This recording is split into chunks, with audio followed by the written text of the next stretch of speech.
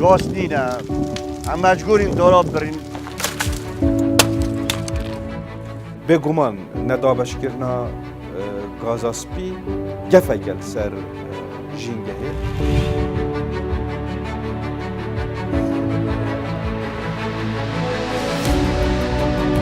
اگه شما ده فيها ارزان تر همه صد کمی ارزان بی تو بدین و مجبورین راستی است لو ظروفی نفهم اجزار يعني 150,000 زور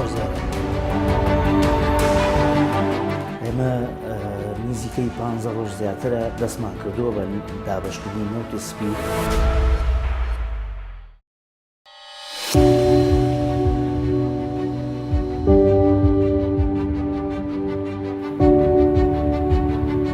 هەڵکەوتی جوگرافیای سروشتی باشووری کوردستان بە زۆرێکە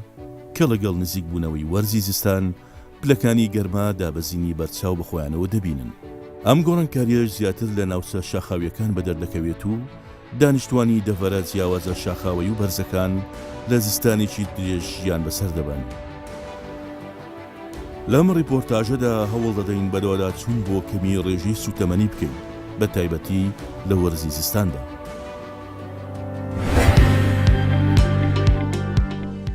دەپرسی ئایا هاوڵاتیان شتێکی دیکە بەکاردێنن لە بڕی نەوت و گازی سپی؟ ئایا ئەم نەوتی لە بازارەکاندا کڕین و فرۆشتنی پێوە دەکرێت سەرچاوەکانیان کوێن و ئایا حکوومەت بۆ ئەمساڵ دەتوانێت بڕی سوتەمەنی پێویست بەسەر هاوڵاتیاندا دابش بکات؟ کاریگەریە نەرینیەکانی بڕینەوەی داروبار لەسەر ژینگەی کوردستان لە داهاتوودا چی دەبن؟ ئێرە گوندی بەرچیە؟ ئەم کەسانە خۆیان ئامادە دەکەن بۆ گەشتێک بە ناو ناوچە چیاکانی دەڤەرەکەیان.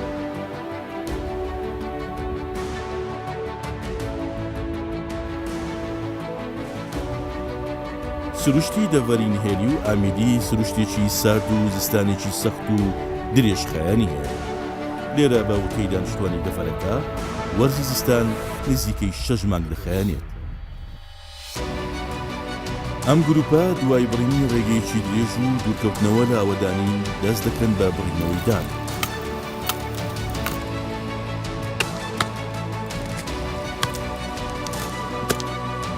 سەبارەت بە هۆکار و شێوازی بڕینەوەی داروبارەکان دەمانەوێت قسە لەگەڵ یەکێک لە ئەندامەکانی گروپەکە بکەین. ئەڤریکام هۆتینە داربڕینێ وەک جماعەتەش گوندێ بەرچی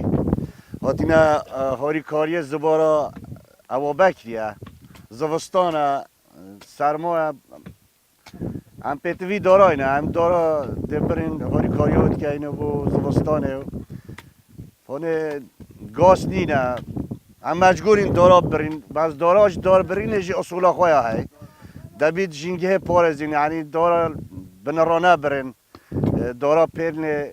بو جنگه پارزین خودی هکر نفته بداد اما پیتوی حتی 4-5 برمیل نفته اینه چونکه 6 مانگا ویره زوستانه وکی دوشی بو داراجی 2 تراکتر 3 تراکتر دوید هر مالکی هست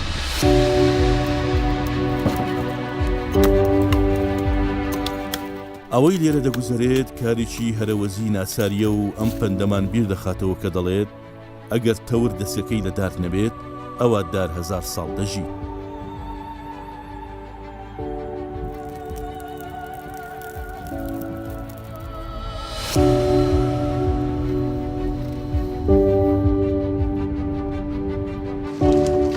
ئەم هەوڵاتیانش دەڵێن ئەگەر سەر ماوسۆڵەی زستان و نەبوونی سوتەمەنی نەبێت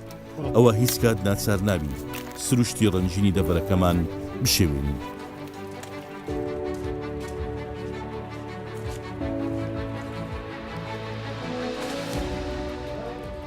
ئەم وەکی خەڵکی گوندێ بەرچی وەکو تەوایا خەڵکی کوردستانی هەمیە ئەڤروکە ئەف هەواڵێتمە هەمی هات بین مرۆڤێتمەنە گوندیەتمەنە زبارەك بوومە کرد بۆ داربڕینێ هەرچەندە مە پێ خوشنینە ئەم ڤاڵدەڕا ببڕین چونکە زەرەرمەندێت ئێکێ هەر ئەم بخۆینە گەلێمەیە وڵاتێمەیە هەر وڵاتێک سروشتێ خویە جانە ئەما هین بینن ئەڤروکە نەکە هەرەبامەیە درستە نە حکوومەتەمەیە هەرێمە کوردستانێت شێتەن گازا سپی وەکو پێویست دابشکردن سەر هاوڵاتیان خۆم ئەم نەچاری چین وان دارات بڕین بڕاستی ژینگە هەمە هەرچەندە ئەم وەکو خەلکی گوندێ بەرچی ئەم گەلێک ژینگەها خۆشیت پارێزین بەس ئەم چین بێژین سەر vê parastinê پتر 10 sadê 20 sadê me zerer ya jîngeha Xwedayê. Ew zerera em jîngehê jî den tab'an neçariya me ye. Eger hikûmetê kehreb bû me dabîn kir wab diristayê, eger gazaspî li ser deverê me hat dabaşkirin çûkê deverê me deverê befrînin deverê serma sereka zêdeya lê hey زاروکت من نخوش بن حتی اتمازن جی نخوش بن ما پیرامرت من نخوشت اگر ام و داراجی نه نکه اینا سوپیدی چاخو گرم کن یعنی طبعا الفريدا حکومت جی بپرسیاره دویت حکومت علاج که بکتن نفتا سپیدا بین کت کهربا دا بین بکتن داخل که مجینگه خراب نکتن دا اف جینگه البن نچیتن زفستانا ما یادم دریجه منطقه يد بفرينن يد صرمانة حتى نفروز جام هالت كين حتى بيشتكي نفروز يجي طبعا صوبا دورات تتهال كنن عشان بمتى حتى يكي تشار ما بيتفيت صوبا هاي الفريدا دفيت ام بوجدان باقفين يعني تني ام بحسي قندانا كين بس انا كامل قندي برادرت ما خلقي ما هاتن بارويك بو مناكري زبارك بو مناكري امي شو دار بو من التيناي تقریبا اشیم بیشم حتی 3 مانگی دیجی احتمال اسب قطعین بوان داره او دارد افریقای جماعت سپاسی و از زور سپاسیوانت کم کدار بومینه اما باشه خلک هفلیری چپ کرد خلک دوکی چپ کرد خلک پارزگاه و سلیمانیه چپ کرد خلک شارا چپ کرد خلک کمالگاه چپ کرد لەم ناوچە شاخاویە بە هەر شوێنێکدا بگەڕێیت وەک دیادەیە کەسانێک دەبینیت کە سەرقاڵی بڕینەوەی دارن ئەوەی جێگەی سەرنجە زۆربەی ئەو کەسانی داردەبڕنەوە و دەکەونە بەرچاوان شێوازێکی تایبەت بە خۆیان هەیە و باس لە ڕێگاکانی بڕینەوەی دار دەکەن ئەمە دۆرێکە زۆنیان برین باس نادۆرێت بنێڕۆ ببرین ئەم دۆرێ سەرڕۆت برین چونکی زستان هەین خۆت بینن ئەم عالەمە دنیا ئەمێ نۆڤ چیادا دینۆرتە بخۆژی بن چیای پیرسی گەلێکە سۆرا ڕاستی و دەمێ بەفرتێت ئەس بژمەتە یەکەمی چیای پیرسی بەفرتێتن هەرێما کوردستانی وەکی دیژی ئەمێ نۆڤ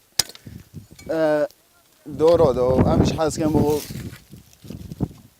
سوپێ خۆ دانین و بچێک خۆ گەرم کەین و وەکێ دیژی مە نەفنینە و خۆ زانن و ئەمیژی بخۆ تێنە دۆرە هێدی بخۆ ئەندەی کۆت بینەوە و ئەمە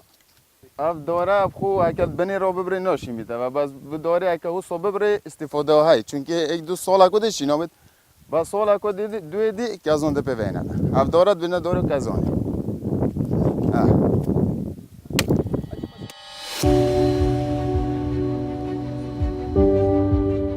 هاوڵاتیان بە ڕێژیەکی بەرچاو ڕویان لە بڕینەوەی دار و دەوەن کردووە بۆ ئەوەی لە وەرزی زستاندا وەک سەرچاویەکی گەرمی بەکاریان بهێنن دەمانەوێت لەگەڵ شارەزایەکی بواری ژینگە قسە بکەین و مەترسیەکانی دیاردەدار بڕینمان بۆ ڕوون بکاتەوە تهدید ئەنگەفێت سەر دارستانێ تایبەتی و بگشتی سەر ژینگەهەیە گەلەکن ئەگەر تو حساب بکەی vegavê مافیا دروستکردنا ڕژیê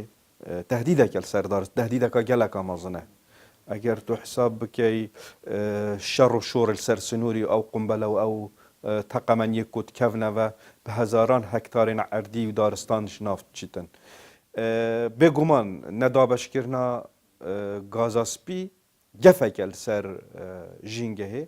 belê divêtin pirroh û rîşal em çareseriya parastina daristan û pawanê dixwe bikeyn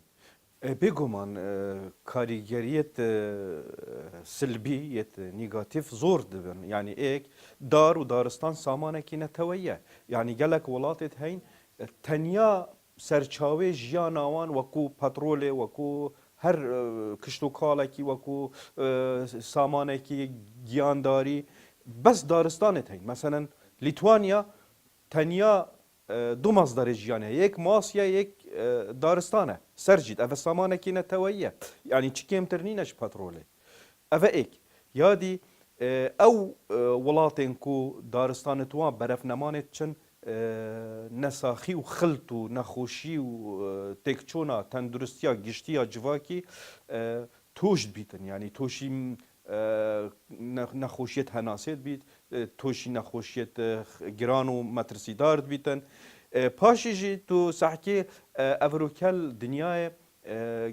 گشت و گزارک یا هی کو اوجد بیت سامانک سبارت اوان دارستانا یان دارستان یکیکا زیندوریه یعنی وحده کا مزنا زیندوریه میشاهنگوینیت نافدا دجیتن پازی کیویت نافدا دجیتن کیوریش که بگیره حتی تی حیوانی گرت داد جیتن همین نوعت وحده که یعنی عالمک جیانک دیه لازمه هر بهای کی بید هر رنگ کی بید اف دارستانت هنه بسلامت بن هگر نه پیچوانه بیتن اکید انجام ده گلک خراب بن ده تندرستیا گشتیا کمالگاهی تک چیتن سر و سامان ولاتی ده پدر چیتن حتی دماهیش وان کارت نیگاتیو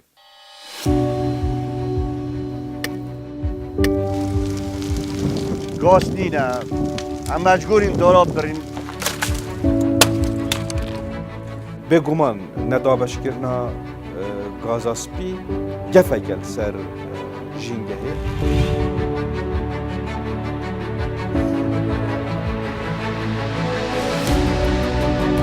اگه شما دفعه ارزان تر همه صد کمی ارزان بیتو بدین و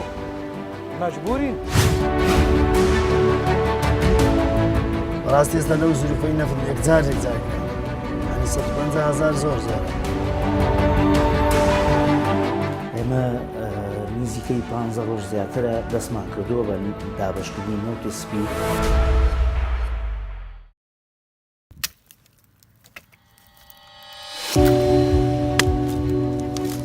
لەگەڵ ئەوەی داربڕین دیاردەیەکە زەرەر و زیانی زۆری هەیە بۆ ژینگە و سروشتی کوردستان بەڵام وەک بژاردەی دووەمین لەلایەن کوردنشینانەوە بەکاردێت بەڵام پرسیار ئەوەیە کایە ئەی دانیشتوانانی ناوشارەکان چ میکانیزمێکی دیکە هەڵبژێرن بۆ ئەوەی بتوانن وەک سەرچاوی خۆگەرمکردنەوە بەکاریان بهێنن لێرە لە شاری دهۆکەوە بەرەو قوتابخانەیەکی بنەڕەتی دەچین تاوەکو بزانین کەمیس و تەمەنی چ کاریگەری لەسەر ڕەوشی پەروەردەیی کردووە ئایا لە داهاتوودا ناوەندەکانی خوێندن لە سەرمای سەختی زستانان لە چ ڕەوشێکدا بن و چۆن بەردەوامی بە پرۆسی خوێندن دەدەن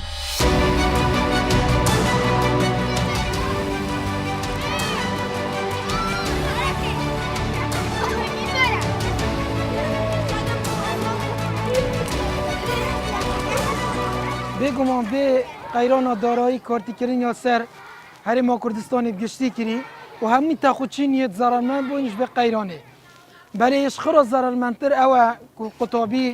قوتابیە بچیک پۆلایەکێ بنەرەت بێتە قوتابخانێ و قوتابخانێ بخوێنێت و vê وەرزی سارمایە نفت نەبێت یان کارەب نەبێت ئامیرێ گەرمکردنێت پۆلێدا نەبێت طبعا ئەوە کارتیکردنەکە زۆر سەر قوتابیا یا هەی و تایبەت کوردستان دەڤەرێکە شاخاویە دەڤەرێکە چیاییە سەرماوی زۆرە دژوارە کارتیکردنی سەر مەزنیت کەتن هەتا بۆ نەخۆشیە جا بێگومان نەخۆشیەوانە سەر قوتابیت بچیک و بنەرەت دێ gelek ya zêdetir bit heta kartîkirnê ser ji birî tenduristiya wan belkû kartîkirnê ser astê wanê xwandinê jê dike dema bêde polê ve amîrê aletê germkirinê nebit tê ve mirtah bit kartîkirin dê ser qutabîket wek astê xwandinê ev sotemenî me hindekal berdest hey ev sotemeniye ya me ya sala par bû kêmek ya maye dev me nûke em ê mezêxîne ve çend rojeke em ê mezêxîn bes bêguman heger ev sotemeniya nûkel berdestê me dumahî kat yan xilas bû yan nema dê kartîkirine ser taleba bit û me nîne gas yani hikmetê bû me dabî nekiriye ku em bi qutabiya sopa berdeyne em nizanim yani guneha van qutabiya ya van zaroka stoya hikmeta me ye yan stoya hikmeta Iraqê ye em daxwazkeyn careyek bû van qutabiya bête dîtin wek germkirin wek nefet ji ber werzê zivistanê ئێرە یەکێکە لە بازارەکانی نەوت فرۆشتن لێرە ڕۆژانە هەر یەکێک لەم کاسبکارانە بڕێک لە نەوتی سپی بە هاوڵاتیان دەفرۆشن دەمانەوێت لەبارەی کاری ڕۆژانی خۆیانەوە لەگەڵ ئەم کاسبکارەیە قسە بکەین ڕۆژانە هەمی گۆڤەس پێدێ سات هەفت و نیڤێ هەشتێ ئەستێمە vêrê şûlê min nefte gaz e استن دول كت خويت غازت دانن والبرشو اللي خو راستم عالم تيت فيري غازت كريتن از حتى ساعت 12 شبه جسم من الفيري برشو اللي غازه هارو وكي روجانات ان غازا خود داغرم و دبي دول كت خود داغرم والفيري ايش كام عالم تين غازت كرنو خلقك دي غازش ما كريتو هم ايش كن الفيري شو كن راسي ورزي زفستاني او صاره خلقه محتاج غازه كي بكريتن بس شولي غازه و نفتا دولكا عالم بتر دولكا كريتن بتن چونكو خلقه كي پورا نينه مشاعته خلقه كي يعني يا ضعيفه خلقه كي پورا نكو بكريتن غازه زيكا ناين غازه ناكرن يعني هيك راتب نبيتن پوراك نبيتن خلقك نشد دوفيلي خو غازه بخو بي تي في بكتن بكريتن راستي كان بغدنا صال دي راتب هبو بطاقه غازه هبون يعني شولي ماجي هبو چونكو اگر پورا نبيتن شولي ماجي نبيتن اگر پورا هبيتن دي عالم هن غازه جي كرن وحكومت غازي دا توزيع غازه جي هبو شولي ماجي يعني همشي خوشتر بو بتر هبو افخو برينجا حكومت كوست توزيع كر بطاقه توزيع كر يا حكومي بو بطاقه دادن دو هر رئيس عائله كي 5 بطاقه 6 بطاقه دانه دوچن داغرم بعد في گوي نمایا بطاقه نمایا حکومت نه غازه توزیع کردن نه بطاقه داته خلقه که مجبوره دچید غازه تجاری کردن غازه تجاری جیا گرانه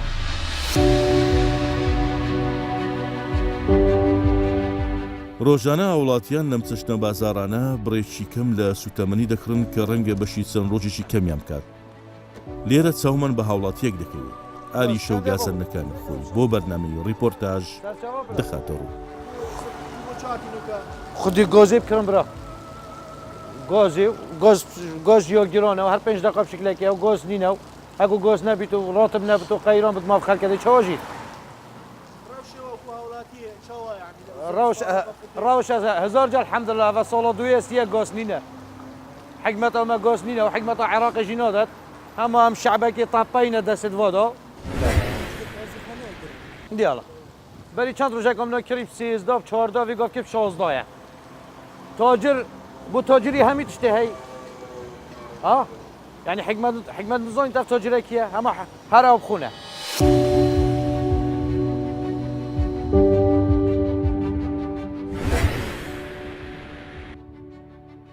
قەیرانی کەمی نەوتی سپی لە هەموو شار و شارۆچکەکانی کوردستان هەیە لە یەکێک لە گۆڕەپانەکانی فرۆشتنی نەوت لە شاری هەولێرەوە پرسیار لە بازرگانێکی نەوت دەکەین لەبارە سەرچاوەکانی دابینکردنی نەوتی سپی ئایا هۆکاری ڕاستەقینی گرانبوونی بەهای نەوت لە بازاری ئازاد چییە؟ بەخۆی نەوت زۆری زۆرە ئێرانی هەیە لە بازاڕی لە ئێران دێتن کەرکووکەیە هەر لە کەرکووک ڕادێ خۆشمان هەیە دوو مەسفای ناوخۆ کار و بازیان هەیە چار زۆری نەوت هەیە لە بازاڕی هەریەکیان نرخەکانی بەس کەرکووک هەرزانترە 10,000 دینار لەوانتر ئەوانتر یەک سعرە بەغدا کە ئێرانی و بازیان نەفتی بۆ سۆبەی دەبیتن ئەو نەوتەی کە بۆ هاوڵاتیان دەچی نەفتی ئێرانی زیاتر لەو دەمەی لەگە بازیان ئەو دوو نەفتە بۆ هاوڵاتیان دەچی هوردشی نەفتی باشە بەدەست تازرینیان لۆ نمونە ئەوڕۆ بەرمیلی 2,000 شکا لە جملەی لەبەرەوەی زۆربی لە بازار دەشە هیچ پەیوەندی بە سەرما بۆ وێ نییە بەس خەڵکیش هەر ناکڕی لە وەختی سەرمادادێ وەختی سەرمادادێ هەموو ڕوو دەکاتە ساعەکە ئەکرێت دێتن دەکڕیتن تەڵەب دەکات لەم بازارە لە ڕێگەی نەوت فرۆشەکانەوە نەوت و گاز دەگاتە خەڵکی گەڕەکەکان لەگەڵ یەشێک لە فرۆشیارانی نەوت قسە دەکەین ئەو باز لە جیاوازی ڕەوشی هاوڵاتیان لەم ساڵ لە چاو ساڵانی ڕابردوو دەکات بە وتەی ئەو قەیرانی دارایی وای کردووە کە خەڵکی بە شێوەیەکی کەمتر بتوانن پێداویستەکانیان دابین بکەن وڵی کاکە گشتی کوانە ئێستا بەیانیانە من لێکوانە لە ماڵەوە دێمە ئێرە ناو سەعای خەڵکێ تەلەفۆن دەکە خەڵکێ لە جادێ ڕام دەگرین ئەوجا هەم لۆ نەفتی هەم لۆ گازی زیاتری ئێستا ئیشیمە هەمووی نەفتە ئێستا کەس بەخۆی دستانە بەڕاستی نەفت زۆر گرانە نەفت ئێستا لەو ڕۆژە ئێستا عالیان بە 150,000 بە بەرمێن کە دەگەشتۆ ماڵان بە 160,000 10,000 تەنات تازا کریلۆمە تێدایە زۆری خەڵکیشە ئێستا لەو زوریفەی بەرمیلی نەوتی پێ ناکرێ بەو سارەی گرانیە قەیرانە کابرا ڕاددەگری لە جادەی جیرکان بە جیرکان دەبی بیفرۆشێ ئەوجە جیرکانی 13 4 12 حەسەب گرانی نەفتەکەیە ڕۆژان ئێستا خەڵکێک ئێستا من دێنێ بە 150 دەرێت خوا بزانە بە 138 ناوی 139 ناوی ئەوە لەدەستە من نیە لێکوانەوە بە کابرا ساری خۆی دیاری کردێ 150,000 نیایەتی تەنها 10,000 کلیلۆم تێ خەڵکە ناچارە ئێستا نەفتەکە دەکرد لەبەرەوە ئێستا حکوومەتی عێراق ئێستا نەفتەکەی بنێرتێ ئێرە ئەوە لێکوانە نەفتەوە گران نابی خەیرانی نابی بەڕاستی ئێستا لەو زوریفەی نەفت یەکجار گرانە ینی 150,000 زۆر زۆرە ئەی خەڵک ئێستا نەفتی ناکرێت ئێستا زۆری خەڵک ئێستا زۆری بە جیرکان دەکرێت لە جار ئەوەی هاوڵاتیان لە زستاندا زیاتر مێشیان پێوە سەرقاڵە دابینکردنی بڕە نەوتێکە تاوەکو بتوانن وەرزی زستانی پێبەڕێ بکەن. پێشتر حکوومەت لە وەرزی زستاندا بڕی پێویستی نەوتی بۆ هاوڵاتیان دابین دەکرد. لەگەڵ بەڕێوەبەری دابەشکردنی نەوتی هەولێر قسە دەکەین سەبارەت بەوەی ئایا حکوومەت دەتوانێت نەوتی سپی بەسەر هاوڵاتیاندا دابش بکات؟